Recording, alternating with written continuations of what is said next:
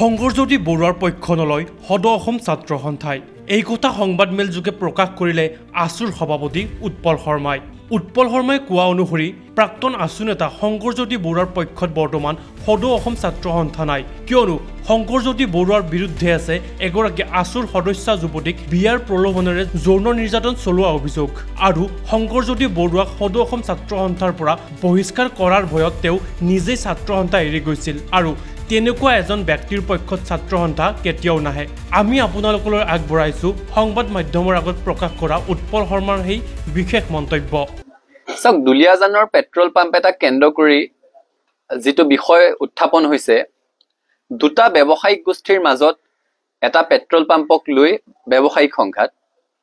কোনোবা এগৰাকী সিং উপাধিৰ বিহাৰী সম্প্ৰদায়ৰ এগৰাকী ব্যৱসায়ী আৰু শাহী উপাধিৰ বিহাৰী সম্প্ৰদায়ৰ আন এগৰাকী ব্যৱসায়ীৰ মাজত এটা পেট্ৰল পাম্প দখলক লৈ হোৱা এখন ব্যক্তিগত কাজিয়াত নিজৰ চিন্তা, নিজৰ সময় আৰু নিজৰ শক্তি সদৌ অসম ছাত্ৰ সন্থাই খৰচ কৰাৰ কোনো অৰ্থ নাই। গতিকে দুটা ব্যৱসায়িক গোষ্ঠীৰ মাজত হোৱা এই ব্যৱসায়িক সংঘাত ছাত্ৰ সন্থাৰ বিষয়বস্তু হ'ব নোৱাৰে কাৰণে ছাত্ৰ সন্থাই এই বিষয়ত চিন্তা কৰাৰ, এই বিষয়ত সময় শক্তি অপচয় কৰাৰ কিবা অৰ্থ আছে বুলি অনুভৱ কৰা নাই। যিগৰাকী ব্যক্তিৰ কথা আপোনালোকে উল্লেখ কৰিছে, তেখেত সদৌ অসম ছাত্ৰ সন্থাৰে এগৰাকী সদস্যাক বিয়াৰ প্ৰলোভনেৰে যৌন শোষণ চলোৱাৰ অভিযোগত অভিযুক্ত হৈ ছাত্ৰ সন্থাৰ মজিয়াৰ পৰা বহিষ্কাৰ হোৱাৰ ভয়ত ছাত্ৰ সন্থা এৰি যাব লগা হৈছিলে।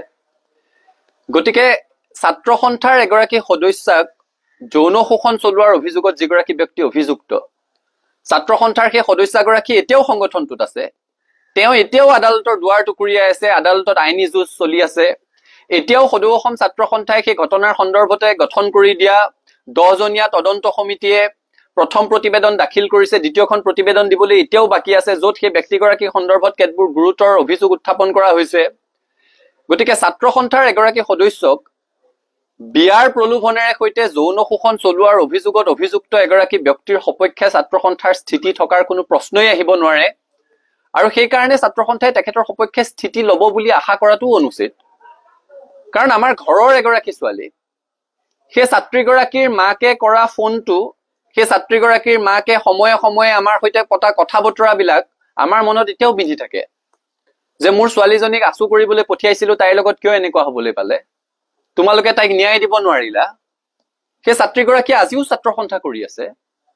দেখিছো বহুতে ছাত্ৰ সন্থাৰ এই সন্দৰ্ভত এটা স্থিতি আশা কৰিছিলে, কিন্তু নিজৰ ঘৰৰ এগৰাকী সদস্যাক যৌন শোষণৰ অভিযোগত অভিযুক্ত এগৰাকী ব্যক্তিৰ সপক্ষে ছাত্ৰ সন্থাই স্থিতি লোৱাৰ কোনো প্ৰশ্নই আহিব নোৱাৰে।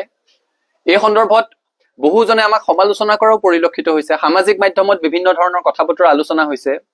সকলোৱে নিজে এবাৰ সেই কথাটো উপলব্ধি কৰিলেই হ'ল, নিজৰ ঘৰৰ এগৰাকী যুৱতী, নিজৰ পৰিয়ালৰ এগৰাকী সদস্যা আৰু কেৱল প্ৰেমৰ সম্পৰ্ক নহয়, বিয়াৰ প্ৰলোভনেৰে সৈতে যৌন শোষণৰ অভিযোগত অভিযুক্ত। তেনে প্ৰেক্ষাপটত সদৌ অসম ছাত্ৰ সন্থাই সেইগৰাকী অভিযুক্ত ব্যক্তিৰ প্ৰতি কোনো ধৰণৰ অনুকম্পা দেখুওৱা, কোনো ধৰণৰ স্থিতি প্ৰকাশ কৰাৰ কোনো প্ৰশ্নই থাকিব নোৱাৰে আৰু ছাত্ৰ সন্থাৰ পৰা সেইটো আশা নকৰিবলৈহে সকলোকে অনুৰোধ জনাইছো।